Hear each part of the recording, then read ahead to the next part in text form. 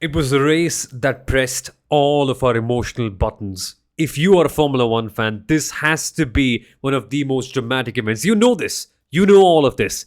But this is the fun part. Today, on this episode of the Inside Line F1 podcast and Pits To Podium, we answer all the critical questions from the, Rowdy Arabian GP. I don't mean that for the country, but just the race, you get the point, right? Could Verstappen have won this race had it not been for his tremendously surprising qualifying error?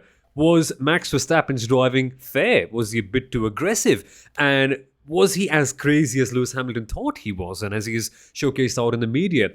Did Max actually brake test Hamilton? And how do we just look at this incident? What does it mean for the wider implications in the world of Formula One? And was the FIA correct in terms of the negotiations and giving offerings to the teams and whatnot? And what the circuit has offered, and eventually doing something that Formula One unfortunately couldn't quite do. Focus on the battle between Valtteri Bottas and Esteban Ocon. All of this and more on this episode of the Inside Line F1 podcast and Pits To Podium. Let's not waste any more time. Hey folks, welcome back in. My name is Soumil, Arora, host of The Driving Force on Disney Plus Hotstar, joined by Kunal Shah, the former marketing head of the Force India F1 team. And Kunal, I'd just like to take a moment to talk about this race. It's the best and the worst Formula One race at the same time. You've got the highest of highs in the way that Formula One has established new construction records in terms of creating an F1 circuit in the fastest amount of time, the fastest circuit, crazy battling, immense competition, but then you also get the lowest of lows about bowing down to a country where money speaks first and ethics don't really come into play. And then you also see childish fighting. You also see some absolute pandemonium and pointless scuffages and whatnot you can call it. And how paradoxical is it in a way that F1 has showed its entire spectrum, its entire colourful spectrum in a country where people unfortunately aren't quite able to show the human spectrum. It's ridiculous what's happened this past weekend. Oh wow, Soumil, that was a phenomenal way of explaining just how crazy the Saudi Arabian Grand Prix was, or Rowdy Arabian Grand Prix was for all of us. And guys, Soumil and I were so high on adrenaline. We said, let it just cool down before we record this episode. So we actually sat back for 12, 14 hours discussing notes and exchanging messages and so on before we said, let's just talk about the race that happened. To me, it was a fantastic motor race. Seeing the wheel-to-wheel battles, seeing the raw driving, raw overtakes that happened. And of course, it was a Verstappen versus Lewis race. I mean, literally, even in our post-race show that we did yesterday on television, we thought it's probably no sense, focusing on anything else because Max Verstappen has just brought in a lot of animation, a lot of emotion, a lot of stoicness in his battle with Lewis Hamilton. He's probably lost a lot of popularity since last evening, but I guess, he's not in Formula One to be the most popular driver, even though he got voted as the driver of the day yesterday, right? And I don't know. I mean, it just seemed like Max is wanting to do, and he will do whatever it takes to not let Lewis by. Period. Does it remind you a lot of Senna in '98, Kunal? Now we've heard stories about it. We've all seen the races. We've all seen the documentaries. I remember, was it Estoril where Senna was absolutely hell bent on just not letting Alain Prost pass? And I mean, it kind of reminds you of that, right? Except Verstappen isn't quite using the same philosophical quotes. He's just coming back out and being very mature in the press conferences, saying, I don't want to talk about it. It's okay. Yeah, whatever. It's amazing how when he gets on the track, the switch just gets flipped up. And it was, of course, evident with the way, I think, 2 restarts where he unfortunately went outside at turn number 1 and took Lewis outside with him. This is aggression personified. I mean, we knew Max is aggressive, but this is something else. It is something else. And, for everyone who's been following Formula One of late, and we know we've seen an explosion of fans following Formula One. Can you imagine we've actually experienced the same thing with Ayrton Senna and Michael Schumacher? in real time in live broadcast, okay? And back then there wasn't even social media to amplify every fan's individual opinions, right? And that level of aggression is what defines Max Verstappen. I mean, had he not done any of that, he would have probably been Sergio Perez. I mean, I'm not taking anything away from Perez, but I'm just saying that what we saw yesterday is what is Max Verstappen. And, I tweeted about this last night, but if we ran a machine learning algorithm through all of Max and Lewis's quotes after the race yesterday, Max's quotes would be summarized as, "It is what it is." He kept repeating that. He kept repeating that as though trying to convince himself that it is what it is. He's done. It's done. The moment is gone. If he had to do differently, it's done. He can't do any differently now. And Lewis's quotes can be summarized into saying, kept a cool head, and racing experience, and so on. So it's literally a battle of the generations. And like Lewis said, he's fought with drivers like these before, and it's not uncharacteristic of Max Verstappen to have behaved the way he did. Was it over the line? A little bit, yes. Is he challenging the Formula One rule book in absolute every way? He's challenging Michael Masi. He's challenging the stewards like they've never been challenged before in the recent past. I mean, the Vettel versus Hamilton rivalry was very, very gentlemanly when you come to think of it, right?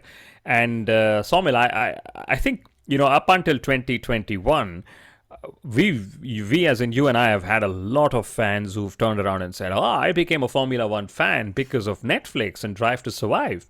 But after 2021, there's a very good chance we're going to hear people and say, I became a fan of Formula One after seeing Max and Lewis go crazy at each other in 2021. And that's probably a fantastic advertisement for the sport.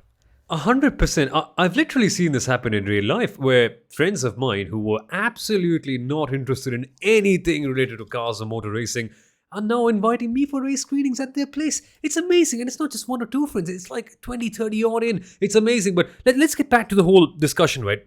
My friends in the screenings matter, but not as much as what we've seen in this weekend so far. And let's actually not ask a question that everyone has asked, like, where do we begin? Let's actually begin in the chronological order. Qualifying, Kunal. That lap by Max Verstappen, oh my God, it was just turning out to be one of the laps I've ever seen, much like Lewis in Singapore 2018, just blisteringly quick. But then that final error, and the error, I mean, I'll just quote Max over here. It is what it is. It happened. We all know there's no need to dissect more on that. But could he have won had it not happened, right? Because eventually, pole position, I mean, had he been on pole position, this would have been so much more docile, this race. It would, and then he would have bored us all to victory. At least that's the assumption. Maybe Red Bull was the quicker car in this over a single lap. Mercedes had more race pace. That could have been one of the things. But yeah, of course, Max and his team, and when I say his team, I mean the Verstappens and his support crew and Red Bull Racing would be wondering, did we just make our lives tougher for ourselves with that qualifying gaffe that he had? And then again, for example, they gave him the medium tire. Should he have taken the hard? Is the question to ask. Of course, he made great use of the medium tire in that restart by diving into Esteban and Lewis and so on. Looking back, I think this was a very character-building race for lots of drivers, lots of people on the pit wall, also for a lot of fans. This is just how rowdy Formula One can get when it can choose to play the rowdy card. In fact, character-building race for Michael Masi as well, Soumil. So, before we move on, yes, I have a feeling Max would have won it, or would have been in a much better place to win had he taken that pole position. He would have controlled the race, because we saw they were just managing tires through and throughout when things were normal, right, in the first 10, 12 laps of the race. So, yeah, it's gone crazy. And, after 1974, for the first time, the two title protagonists are going into the last race of the season equal on points. And if anyone ever asked, do we really need 22 races in Formula One? this is a very good answer that, hey, just look at 2021. We needed the 22nd race to give us a winner.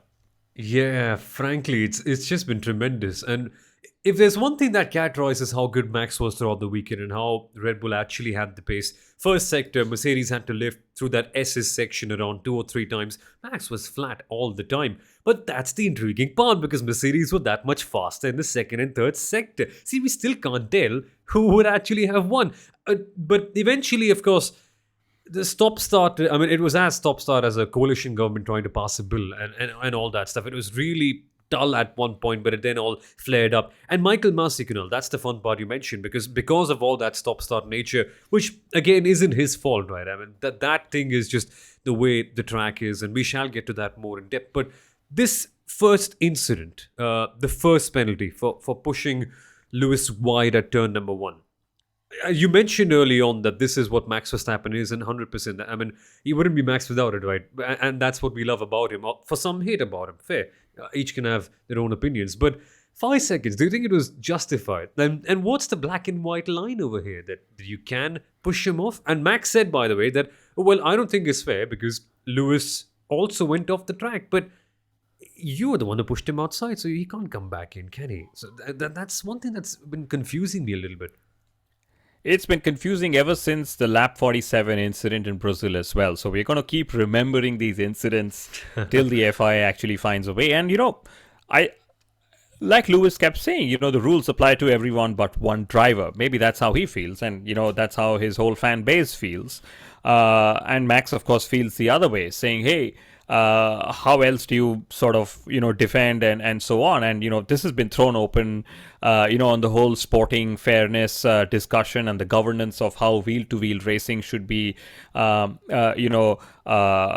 or adjudicated as we call it, right? So in my view, it was like everyone gets a penalty. Every time Max did something, okay, time to give him a penalty. That's how it just seemed, depending on how one sees it.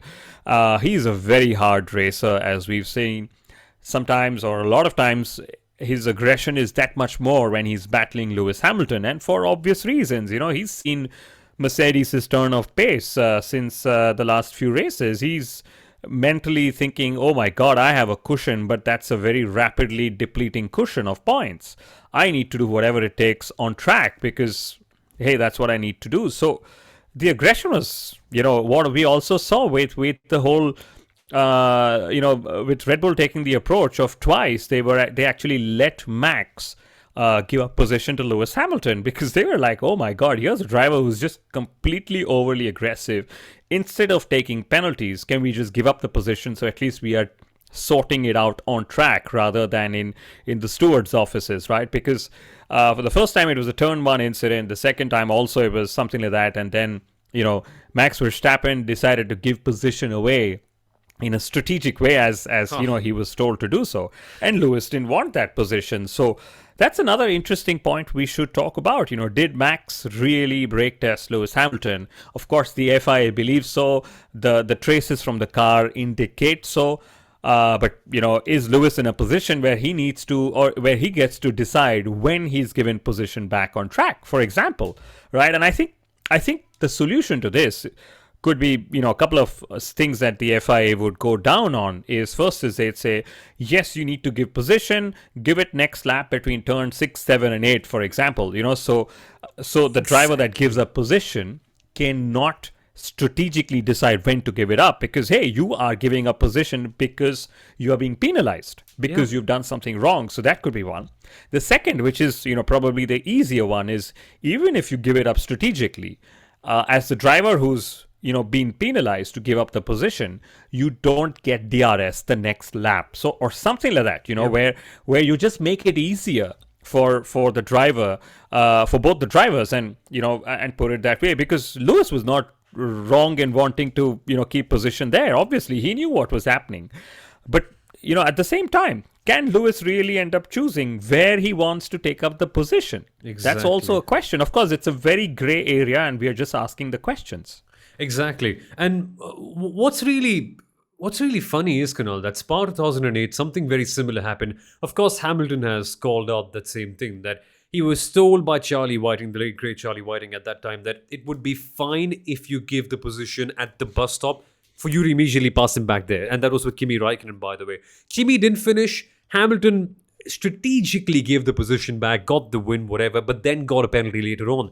And so, a roles reversal, right? I mean, in a way, you can look at it in the same way and say that at least FIA, in some part, were consistent with that whole thing. But what's really the funny part about this, Kunal? Of course, you couldn't have summarized this whole part better, but about where and how you give it back, initially it was just very surprising. And I mean, I'll be very honest, infuriating to see someone just stopping randomly in the middle of the track. Of course, Lewis downshifted, there was some space, but it seemed slap bang in the middle for a while until, of course, then some more space opened up. And you can literally see the moment where Lewis Hamilton, firstly, was confused, secondly, he realized, and third, he tried to take avoiding action, and then his front wing just got chopped off a little bit. I don't know. That's just too aggressive for me. And the FIA, of course, has given the penalty for that, but how dangerous could that be, Kunal? I mean, imagine Lewis didn't have an inkling at all because, of course, there was a communication gap, and we've spoken about how that gap can be improved. But this could have been mighty dangerous. Maybe something like what happened between Mazepin and George Russell, where you can have a slap bang impact between a nose to tail impact, basically, where both the cars could have been literally out of the race. And I don't know. I think that's a bit too dangerous. That's a bit too naughty. What are your thoughts on that?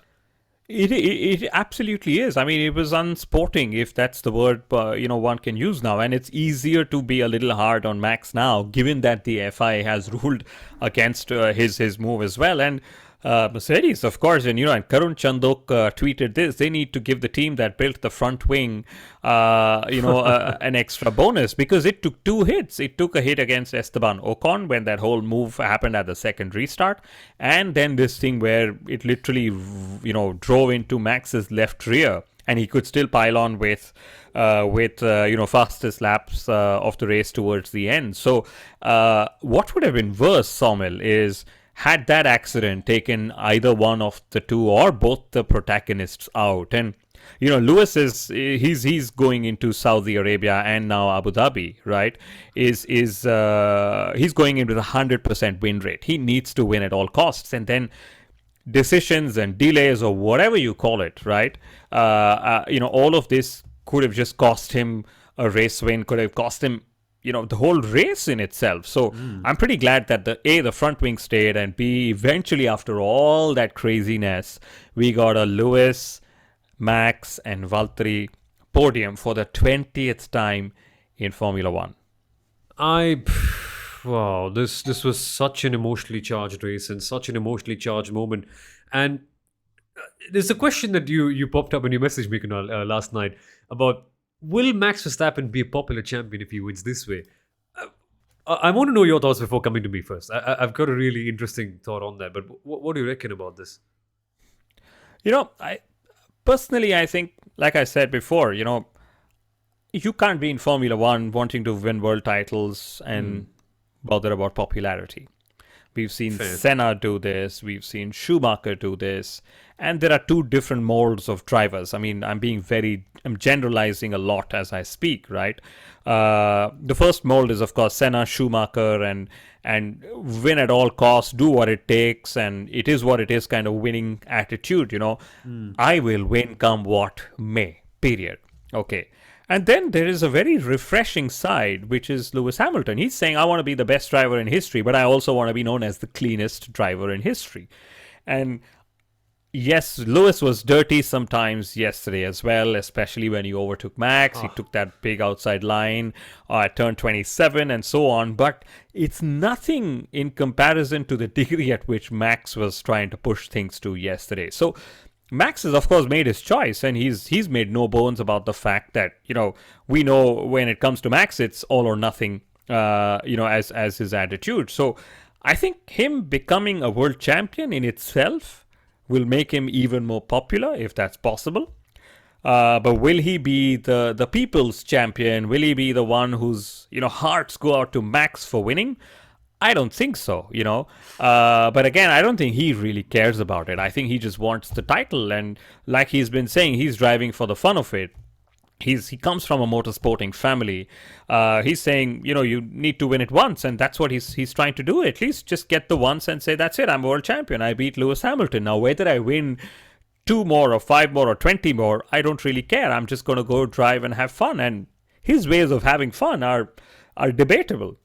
Don't leave, Max. I mean, if you win, don't leave. Don't do an eco. We need Max in Formula One for whatever he brings, for this element of drama, for this aggression. But frankly, Kunal, I get a feeling that people don't care as well, because now it's a fun thing, right? A few years ago, Formula One emotionally wasn't a sport that attracted you as much. Yes, you had the speed, you had the competition, yeah, but there were no characters that, not as many characters to which you could emotionally invest into.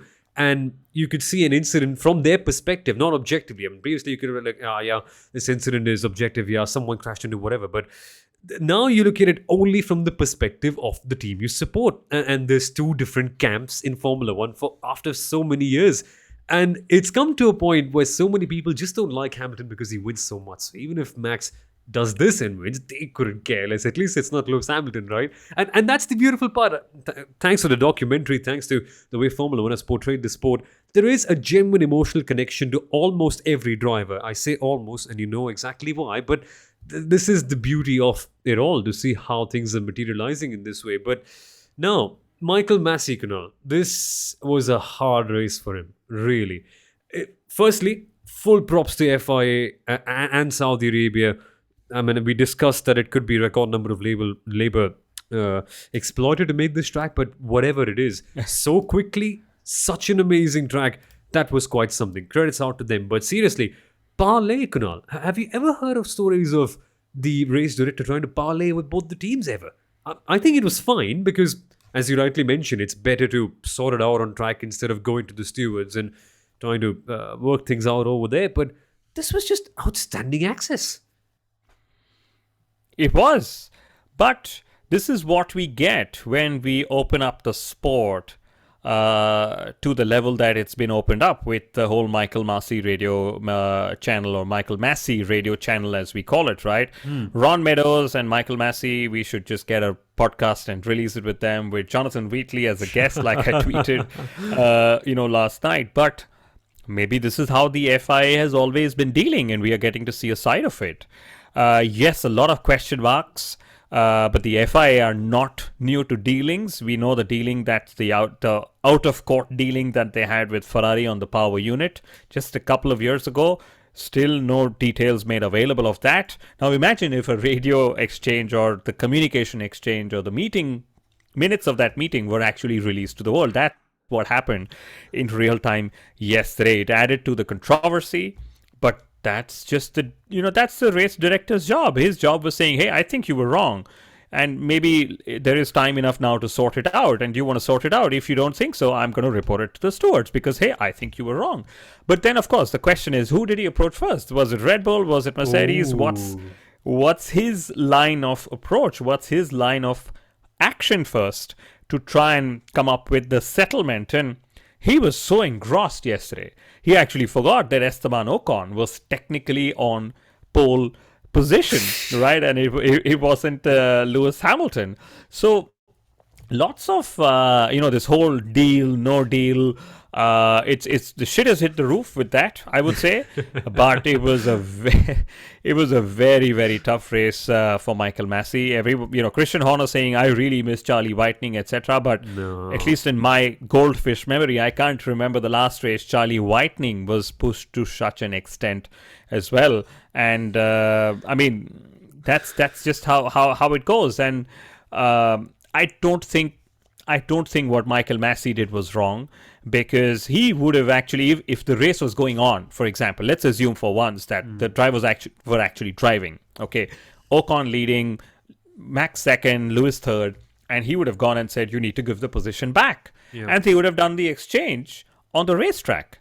It just seems a little weird that all of this happened when there was a red flag stoppage, right? But that's his job, I guess. And we saw how bad exchanges on track can get with Max and Lewis. I mean, we literally had a live demonstration of that. And we've spoken about it for 15 minutes now. So no point on discussing more of that. But it's so clear. I mean, he had to do what he had to do, and I suppose it worked out quite well in that sense. And about Michael, Kunal, hardest race ever, right? And those comments from Cristiano just don't make it easy for anyone, do they? They don't make it easy, but I don't think Formula One's rules have been challenged as much as they have in 2021. We saw the Belgian Grand Prix. It challenged the entire rule book. It challenged the whole definition of what do we actually call a race, right? As ironic as it may be, Max has more wins because of his win at the race in Spa, basically winning the 2-lap race in Spa, right? So that was that. But coming even more so to Michael Masi and the whole challenge that they had yesterday, was the restart, was the lap to the grid, a formation lap, because we saw Max actually did a practice start at that point of time. Then he did a practice start, but then he expected, a formation lap rule where he said Lewis was more than 10 car lengths behind him and so on. So again, a lot of gray areas which need to be clarified literally before Abu Dhabi, because if Saudi Arabia was anything to go by, Abu Dhabi is going to be crazy all the way from the first lap of free practice, for all we know. Actually, it's going to be crazy from the press conferences in itself. Yeah, actually, we'll discuss more on that in the midweek episode. But Max made a comment, Kunal, that I want to discuss. He said that F1 these days has turned into all about penalties, and it's not the F1 of old that I grew up watching. Can we call bullshit on that? Because F1 has always been like that, hasn't it? All things considered, there's always been shenanigans. And let's be honest, racing has always been about that grey area, but where you don't know what's clear and what's not. So, I don't know. What do you think of that comment, that F1 has changed and it's not the same that it was previously? I mean, it is over-regulated, but that's just the nature of the sport. That's just how it is. I mean, you have humans judging humans based on a rule book, and there will be biases, there will be favoritism, there will be... I mean, at the end of the day, I'll put it in a very simple context. Hamilton feels that the FIA were taking decisions in Max's favor. Now, courtesy, this is when Mick Schumacher crashed. They called it a red flag. Max had a master stroke by not pitting. He kept track position. And then suddenly he got a free pit stop, or rather he got a free chance to change to the hard tire. And that's what we saw. He did, right? And Hamilton said, that's it, go. He went and told Mercedes, go check the barriers and see if it actually needs to be replaced or repaired, right?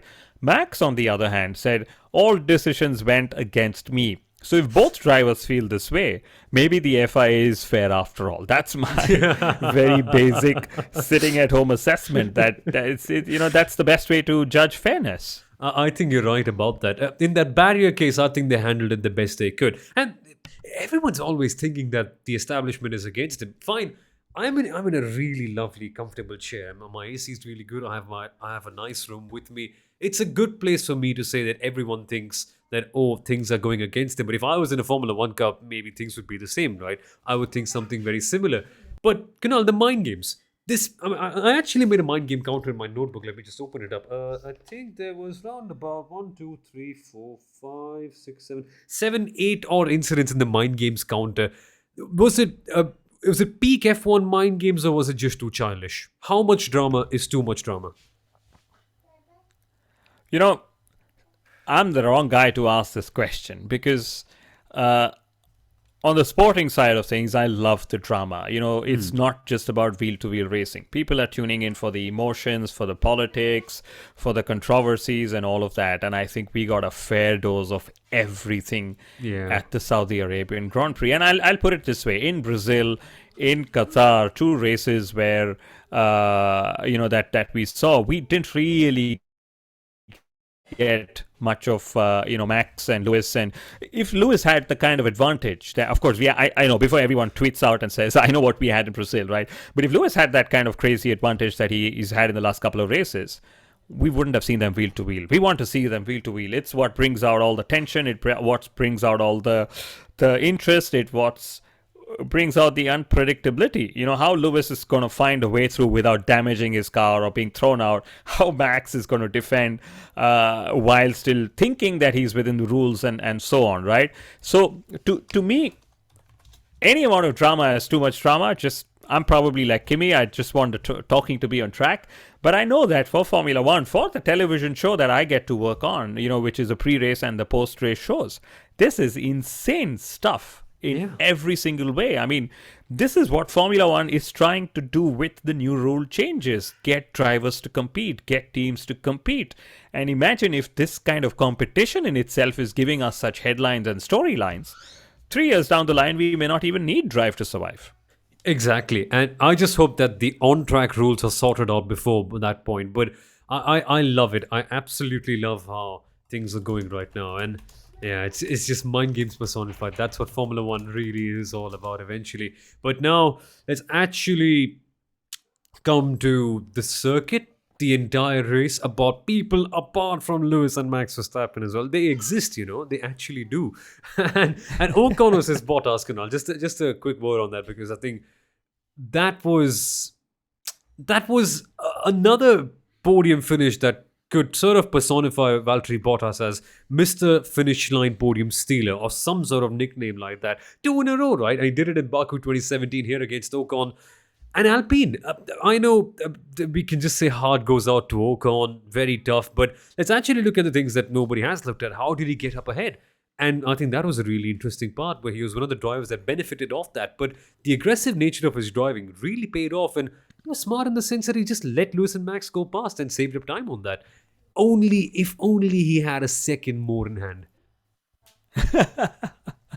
5 car lengths or 5 meters or something to that effect, right? But I think the red flags actually caught out a few drivers. The Ferrari drivers complained. It worked in Ocon's favor. It even worked in Daniel Ricciardo's favor. And Lando Norris kept saying wonderful race, with a lot of sarcasm after the race got over. So it was a bit of the lottery and the gamble. It wasn't just Max who did not pit under the first safety car. It was some of the drivers, like I said, Ricciardo, Ocon, etc., who benefited as well. So I think fantastic stuff towards the end. Unfortunate for Ocon that he couldn't make it onto the podium, especially after winning in Hungary, that we saw Alonso on the podium the last race, and then suddenly it would have been Ocon on the podium out here as well. And great trajectory for Renault and Alpine, I would say, going into the new era of the sport. But yes, Valtteri, he just pulled that off. And